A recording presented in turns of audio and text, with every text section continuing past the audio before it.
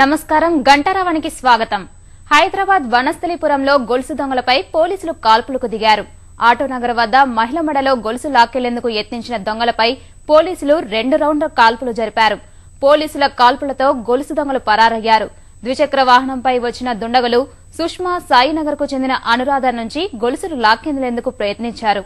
LB Nagar వనస్థలిపురంలో గొలుసు దొంగల కోసం పోలీసులు ముమ్మరంగా గాలిస్తున్నారు.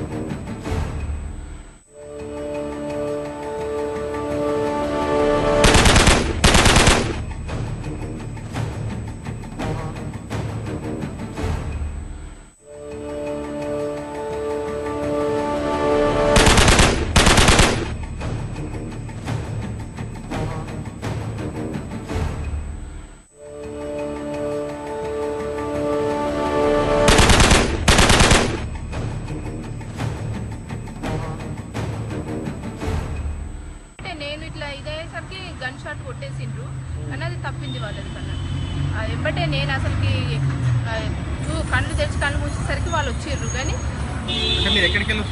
నేను ఇంటి దగ్గర నుండి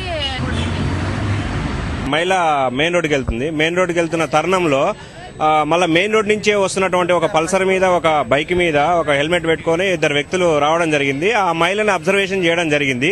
అబ్జర్వేషన్ చేసి ఇమ్మీడియట్లీ యూ టర్న్ చేసుకుని ఆ మహిళలో ఉన్నటువంటి మంగళసూత్రాన్ని లాగడానికి ప్రయత్నం చేశారు. ఆ మహిళ కొంచెం అప్రమత్తతో ఉండడం వల్ల అది తెగలేదు. ఈ లోపల పోలీసు వాళ్ళు వాళ్ళని అబ్జర్వేషన్ చేస్తూ ఉన్నట్టు కొట్టింది నాకు. అయితే పోలీసు వాళ్ళు ఇమ్మీడియట్లీ అటాక్ కావడంతో వాళ్ళు మళ్ళీ ఎంబడే యూ టర్న్ తీసుకుని మళ్ళీ మెయిన్ రోడ్డుకి పారిపోవడం జరుగుతున్న తరుణంలో పోలీసు వాళ్ళు ఏం చేశారంటే ఒక రౌండ్ కాల్పులు జరిపారు. తర్వాత రౌండ్ కూడా జరిగింది, కానీ సెకండ్ లో మిస్ అయిపోయారు, లేదంటే ఇలా చచ్చిపోయేటోళ్ళు వాళ్ళు. అందుకే స్నేహిత్ నేచర్లకు మాత్రం ఇది ఒక కనువిప్పు, పెద్ద కనువిప్పు. వనస్థలిపురంలో పోలీసుల అప్రమత్తతోటి ఇది జరిగింది.